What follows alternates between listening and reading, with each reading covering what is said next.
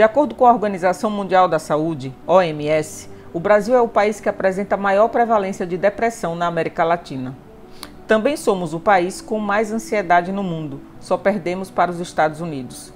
Ansiedade e depressão afetam 47,3% dos trabalhadores de serviços essenciais. E, durante a pandemia, 44,3% da população tem abusado de bebidas alcoólicas. E aí, vamos conversar?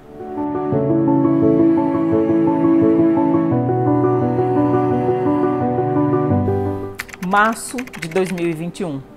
E uma sensação estranha de que retrocedemos 365 dias. Isolamento social, debate sobre lockdown, máscara, álcool em gel e higienização. A nossa mente já não aguenta mais. Nós passamos um ano inteiro, o ano de 2020, com a angústia de uma pandemia. Fizemos um rito de passagem e celebramos a virada do ano com muita esperança e fé de que a gente iria virar esse jogo. E aí a gente chega em março, depois de planejar vários aspectos para as nossas vidas, de achar que teríamos a oportunidade de um recomeço, e retrocedemos. E parece que a gente voltou a março de 2020. A gente conversa com amigos, mesmo através de telas virtuais, e a pergunta sempre vem: você está conseguindo manter a sua saúde mental? É muito difícil numa situação como essa, sobretudo porque a pandemia chegou num país, conforme eu disse anteriormente, já ansioso, nervoso. Um país que tem índices de depressão muito altos. E a pandemia fez com que isso se agudizasse. E nós nos vemos hoje mais angustiados, ansiosos, com dificuldade de manter uma rotina de sono, com a mente pesada com o volume de informações que chegam pra gente. O isolamento, ele tem uma relação direta com a solidão. E a solidão, meus queridos amigos, já diz a psicologia, ele é um gatilho psicológico. Imagine nós, uma população inteira. Nós estamos falando apenas do Brasil, mas isso ocorre no mundo inteiro. Mas qual a especificidade do Brasil? É que em meio ao que a pandemia, a Covid-19 já provoca na vida de todos nós, uma crise sanitária, o medo da morte, o luto coletivo, porque a gente vive a realidade dos lutos das pessoas, dos nossos entes queridos, de pessoas que tiveram membros da sua família atingidos pela Covid,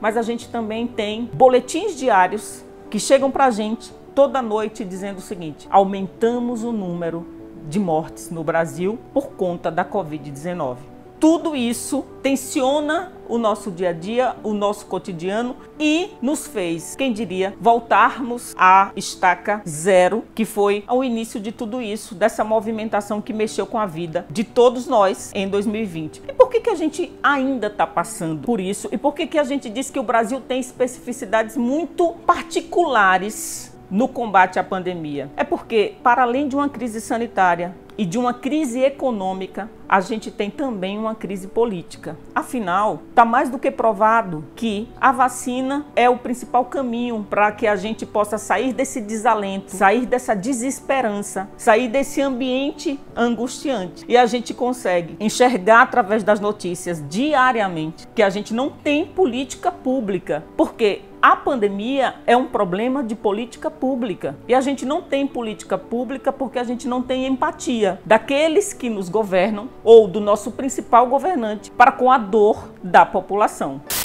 Chega de frescura, de mimimi, vão ficar chorando até quando? E quando a gente fala em saúde mental, a gente tem que entender que isso é muito diferente quando a gente pensa no extrato social de cada pessoa que convive com a realidade da Covid-19, com a realidade do luto familiar, com a realidade da perda de um ente querido. Porque existem aqueles que dentro da sua bolha específica, privilegiada, conseguem manter e respeitar o isolamento social. Mas a grande maioria da população, ela precisa sair de casa, porque não há retaguarda do poder público que possa preservar o direito dela ao isolamento social. E ela tem que pegar um ônibus, transporte coletivo lotado, portanto desrespeitando os princípios do isolamento social. Ela tem que pensar, muitos inclusive, que vivem do trabalho informal. Pensar que, ao ser decretado o isolamento, ele pode não ter dinheiro para alimentar os seus filhos e filhas em casa. Então, ok, a pandemia atinge a todos, mas atinge de maneira diferenciada, de acordo com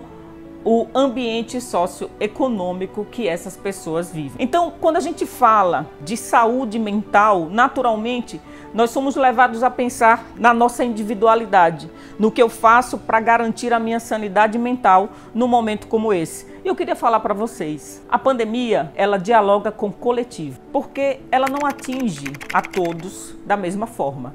E quando nós tivemos uma janela em que nós conseguimos circular um pouco mais pela cidade, ir trabalhar, voltar a levar as crianças para a escola, é impossível a gente não olhar, não parar nos sinais de trânsito e ver a proliferação de pessoas com papelão escrito "estou com fome". Eu tive o desprazer de ouvir algumas pessoas dizendo que mas elas estão ali porque elas querem.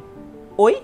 Ninguém vai às ruas numa pandemia pedir comida porque elas querem. Isso é o resultado de um processo que a gente conhece muito bem. O Brasil é um dos países mais desiguais do planeta. E se uma pandemia atinge a sua população, naturalmente que ela vai atingir de maneira desigual a partir da realidade de vida que cada um tem. E pesquisando para vir aqui falar com vocês sobre a relação da pandemia com saúde mental, me ocorreu que vários especialistas colocam que um dos caminhos para a gente diminuir a carga que a gente carrega com esse ambiente social de agora é a gente olhar para o outro e perceber que a nossa situação e o nosso problema, ele não é único e ele tem escala diferenciada. E quando eu começo a olhar para a pandemia a partir do olhar do outro e faço alguma coisa para mudar aquela realidade, eu estou aumentando a possibilidade de resgatar a minha esperança como estratégia, entendendo que eu sou uma pessoa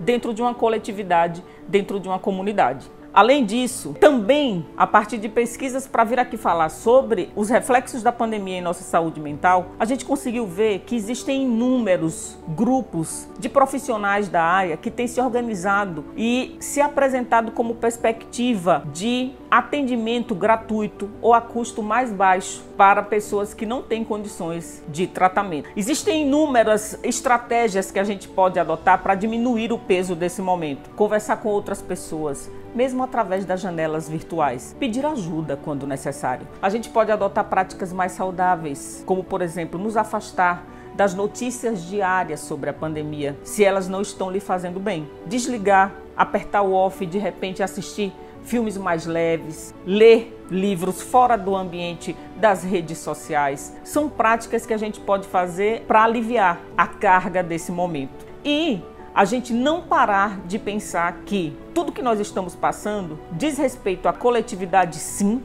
mas a políticas públicas, porque é obrigação do Estado nos ajudar a passar desse momento, a superar esse momento. Então, quanto mais organizados e quanto maiores forem as condições da gente chegar aqui, estabelecer conversas muito francas e a criar organizações, mesmo que virtuais, ou participar de organizações que já existam, em que nós cobremos aquilo que é direito de todo brasileiro. O programa de imunização do Brasil, que já foi um dos mais exitosos do mundo, tinha a obrigação de estar funcionando nesse momento e amenizando as nossas dores e diminuindo a relação diária que a gente tem lidado com a morte. Porque o luto coletivo aumenta a nossa dor e aumenta a nossa desesperança. E sim, é claro que existem escalas diferenciadas da maneira como eu e como você nós lidamos com a pandemia. Mas é importante que você entenda que você não está só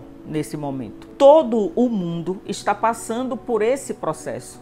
No Brasil, ele tem características muito específicas. Agora, não dá para você, porque identificou insônia, falta de produtividade, falta de vontade de fazer determinada coisa que você gostava muito de fazer, você achar que esse problema ele é particular. Não, esse é um problema pelo qual todos nós estamos passando nesse momento. Então, a mensagem final que eu queria trazer para vocês com esse vídeo, nesse nosso bate-papo, é o seguinte: cada um tem o seu jeito de encontrar uma maneira de aliviar essa carga, de conseguir passar por essa ponte, digamos assim, por esse rito de passagem da nossa história social de maneira muito específica e muito particular. Para mim, Heloísa, tem funcionado muito 3 coisas, assim, vou citar 3 de várias outras que eu busco fazer que ajudam a desanuviar a cabeça. Uma delas é escrever. Eu tenho uma relação com a leitura e com a escrita desde muito cedo e eu voltei a escrever sobre a minha rotina. Coisas que são triviais e que eu vou fazer ou que estão acontecendo, tipo um diário.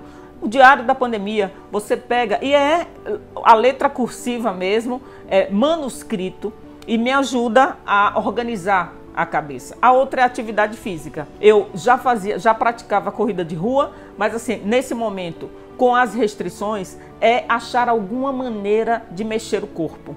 Um alongamento dentro do seu quarto já pode ajudar, porque o corpo tem uma conexão direta com a mente. São princípios orientais que, graças a Deus, chegaram hoje ao nosso cotidiano.